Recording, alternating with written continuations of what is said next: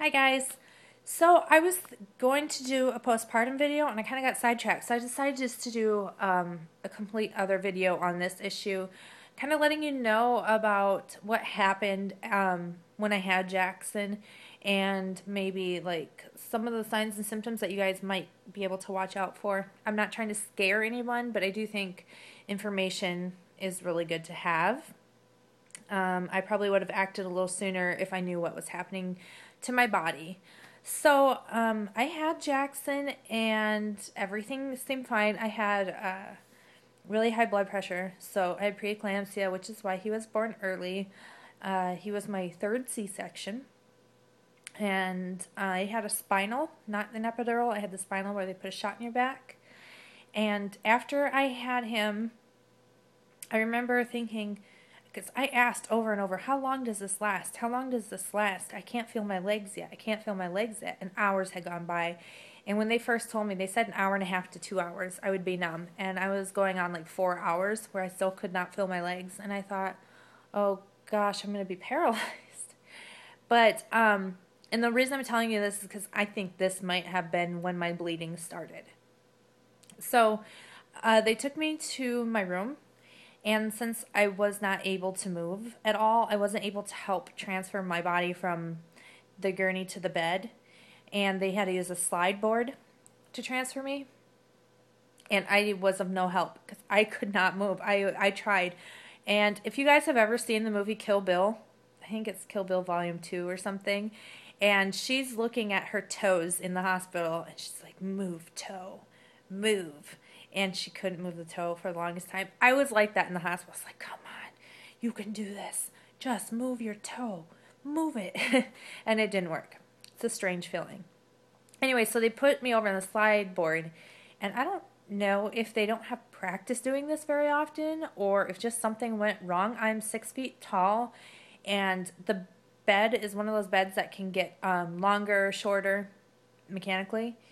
And it was on the shorter end, so I didn't quite fit it, and I was kind of wonky in there, like in the bed, and they jostled me around a lot, and they kept trying to tell me, help move into the bed, and I'm like, I can't move my body, I can only move my upper body, and I'm in pain.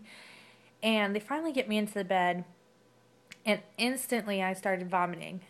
They said it was probably just from all the moving around that we just did trying to get me situated in the bed. And mind you, I was large. I've lost 100 pounds since I had Jackson. So, I mean, I was kind of large. I'm 6 feet tall. The bed's too small for me anyway because I'm tall. And they didn't extend it yet. But they think that's why I started vomiting.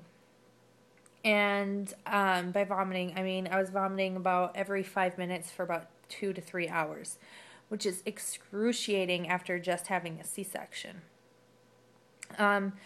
Everything else from that point on was pretty uneventful, other than I had really bad headaches, which I attributed to my blood pressure.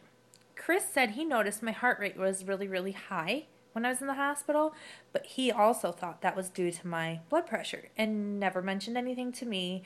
The nurses would come in, look at the heart rate monitor because it would start beeping, and they'd shut it off and leave.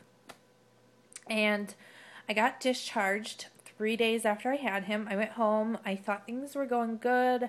My headaches finally subsided. I was up and walking around, not too much. I wasn't lifting a whole lot, but I thought things were going good. So day 6 postpartum, I started cramping a little bit when I was going pee. So I thought maybe I was getting a little bit of a bladder infection, like a UTI or something. But it would hurt for me to empty my bladder, and it would start to spasm.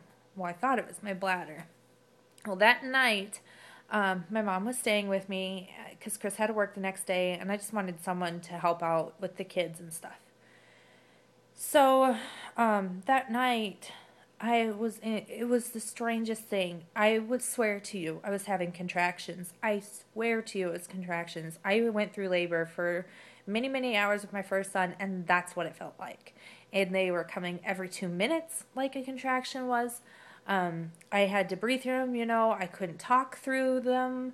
I ended up screaming, and my mom came upstairs because she was sleeping. She said, what the heck is going on? And I said, I swear I'm in labor. I said, I don't know, but I think they left something inside me. I think they left like a surgical tool or like a surgical sponge or something has got to be inside me because I'm in labor. I swear. And she kept saying, oh, it's probably just a C-section. I said, no, I swear to you, I'm in labor. She took me to the emergency room, and come to find out, I had 2 separate bleeds. One on the top of my uterus, which they said was like what did they say it was, like a ping pong ball size clot on the top of my uterus. But the one that was really bothering me was the bleed that I had between the uterus and the bladder. And it was the size of a tennis ball, the blood clot that had formed. And blood has lots of nutrients. It's warm, it's wet. It's a perfect place for bacteria to want to go. So it ended up getting infected. And they said because of the placing of the blood clot, when I would go to the bathroom, would cause my bladder to spasm.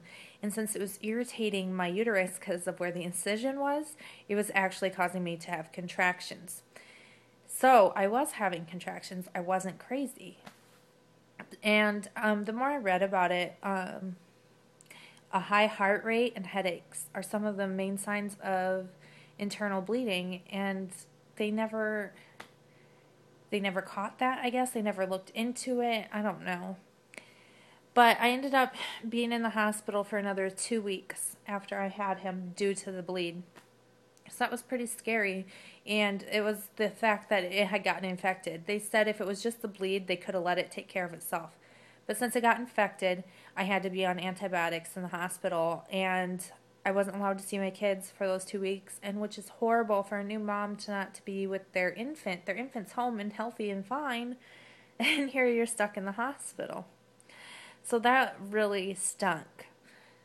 But they also said it can come from, like, after you have a C-section, if you get jostled around and vomiting, coughing, and things like that can cause it to tear. And from what I gather, it was called a bladder flap hematoma. Anyway, so there's my explanation, what happened after I had Jackson. And I was just thinking about it today because he's about to turn 1.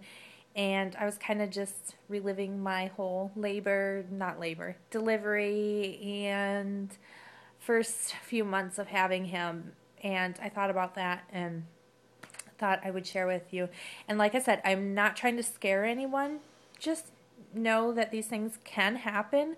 I thought if you're going to hemorrhage, you're going to hemorrhage right after you have the baby. I didn't know that it can happen up to however long after. So, and I didn't have to have any further surgeries for it or anything else. The infection went away with the antibiotics. And what happens is that blood clot, your body will reabsorb the blood that's in there. So it took care of itself. Thank goodness. Anyway, so I'll go ahead and do a 1-year postpartum video now. Bye.